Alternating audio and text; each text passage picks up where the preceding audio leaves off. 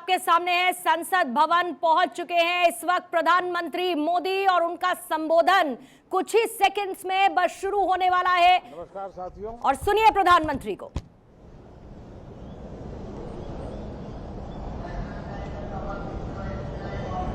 Monsoon सत्र में आप सबका स्वागत है। सावन का पवित्र मास चल रहा है और इस बार तो डबल सावन है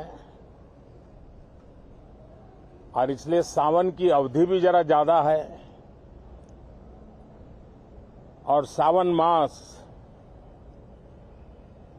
पवित्र संकल्प के लिए, पवित्र कार्यों के लिए बहुत ही उत्तम माना जाता है। और आज जब लोकतंत्र के मंदिर में इस सावन के पवित्र मास में मिल रहे हैं तो ये लोकतंत्र का मंदिर ऐसे अनेक पवित्र कार्य करने के लिए इससे बड़ा उत्तम अवसर नहीं हो सकता है। मुझे विश्वास है कि सभी माननीय सांसद मिलकर के इस सत्र का जनहित में सर्वाधिक उपयोग करेंगे।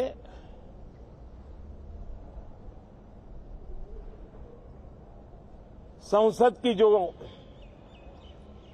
जिम्मेवारी है और संसद में हर सांसद की जो जिम्मेवारी है, ऐसे अनेक कानूनों का बनाना, उसकी विस्तार से चर्चा करना बहुत ही आवश्यक है। और चर्चा जितनी ज्यादा होती है,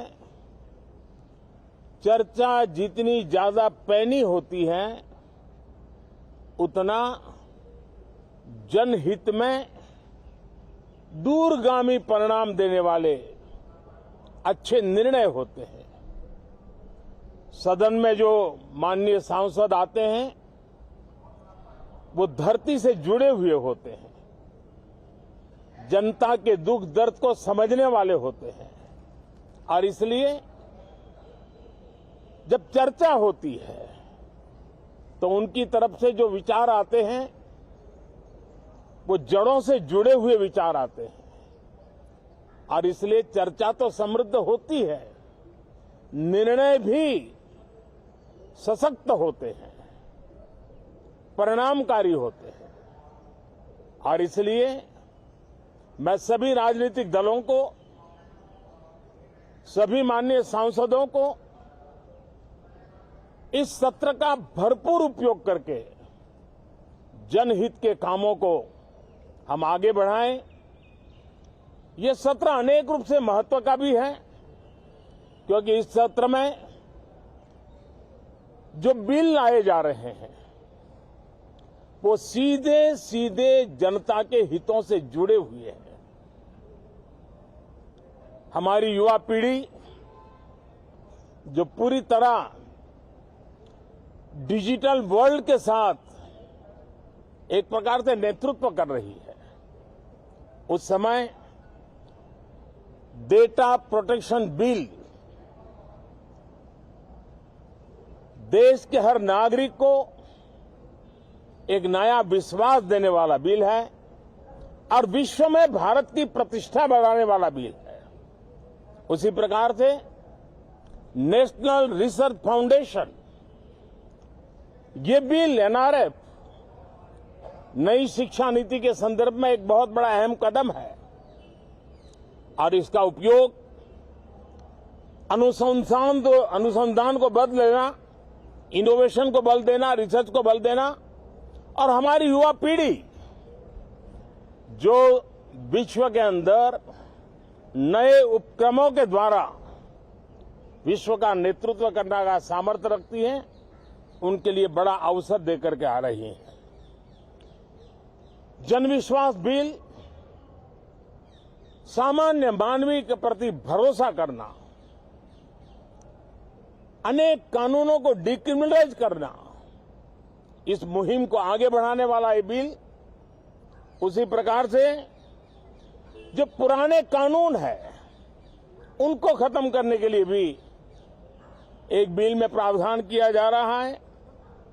हमारे यहां सदियों से एक परंपरा रही है कि जब विवाद हो तो संवाद से सुलझाया जाए।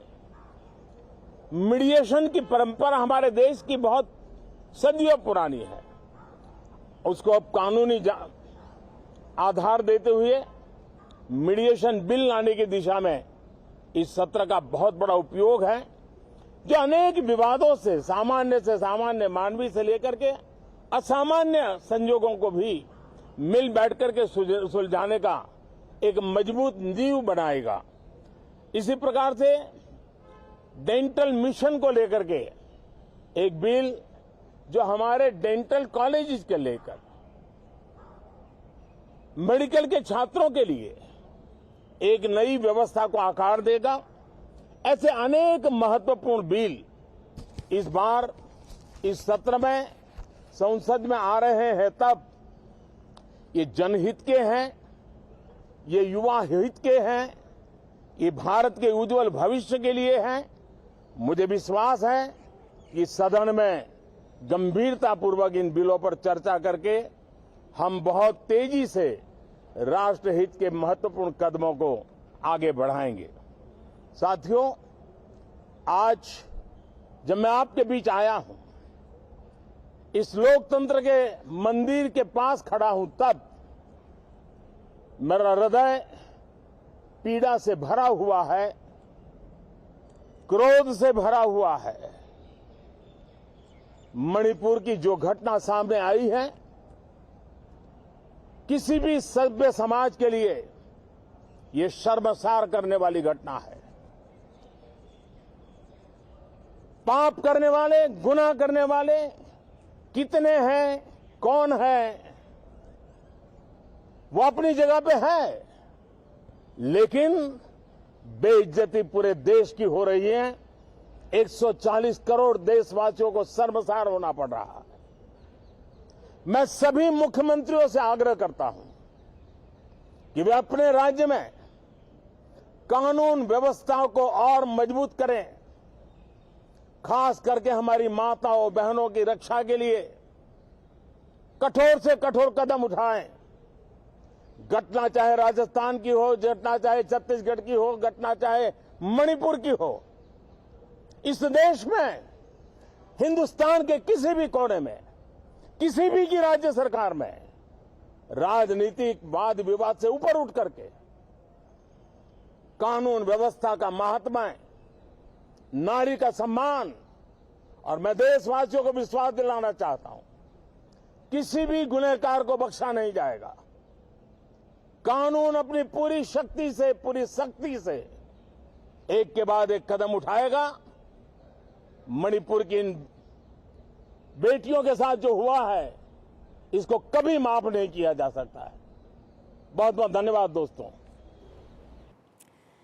तो मणिपुर की बेटियों के साथ जो कुछ भी हुआ है उसको कभी भूला नहीं जाएगा, और जो घटना देखने को मिली वो पूरे देश को, 140 करोड़ भारतीयों को शर्मसार करने वाली, जो कुछ भी हुआ वो शर्मनाक है और मणिपुर की घटना शर्मिंदा करने वाली है। आपने सुना प्रधानमंत्री मोदी को, और ये कहा कि जो भी दोषी है उसे बख्शा नहीं जाएगा और कानून अपना इसमें काम करेगा। लेकिन इस घटना के पास हर देशवासी इसके बाद शर्मसार है और किसी भी गुनहगार को बख्शा नहीं जाएगा।